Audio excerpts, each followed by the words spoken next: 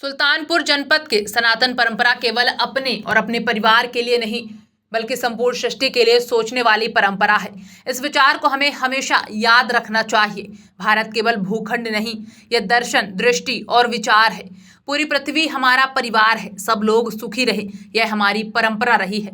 यह बातें काशी हिंदू विश्वविद्यालय के पूर्व कुलपति प्रोफेसर गिरीश चंद्र त्रिपाठी ने कही।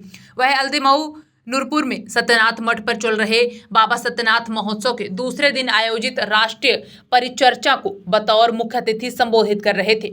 उन्होंने कहा, भारतीय शास्त्रों में बताया गया है कि महिला पुरुष से श्रेष्ठ है। महिला पुरुष को बराबर मानने पर अनेक तरह के असंतुलन पैदा होंगे। भारत में प्राचीन काल से ही महिलाएं शक्ति की प्रतीक रही हैं।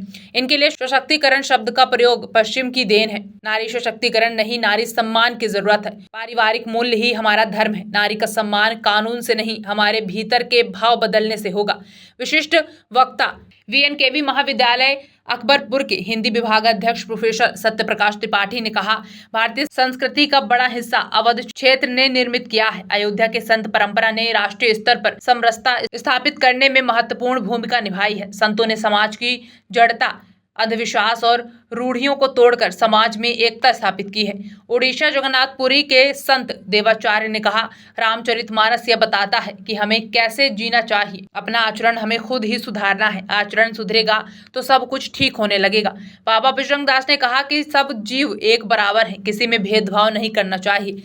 संपूर्णानंद ने कहा, सत्संग से विवेक उत्पन्न होता है। संत की महत्ता का बखान नहीं किया जा सकता। प्रमोद मिश्र मुन्ना ने कहा कि संतों को सामाजिक समरसता हेतु गांव-गांव जाकर अलख जगाने की जरूरत है।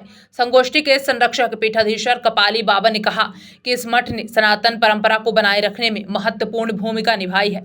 नाथ पंथ सामाजिक समरसता का पंथ है, यहाँ कुछ भी त्याज्य नहीं है।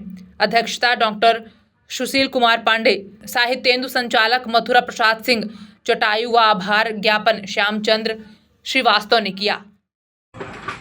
हम अवध के संतों की बात करते हैं, अवध में संत परंपरा के उद्भव की बात करते हैं।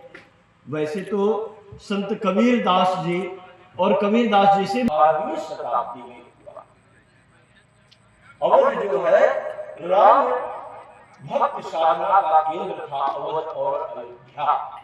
और राम भक्त कवियों में श्रृंगार की भावनाएं राम भक्तों के प्रति थोड़ा सा जो है विचलित हुआ। जो है अयोध्या में इन संतों ने संत परंपरा को आगे बढ़ाया।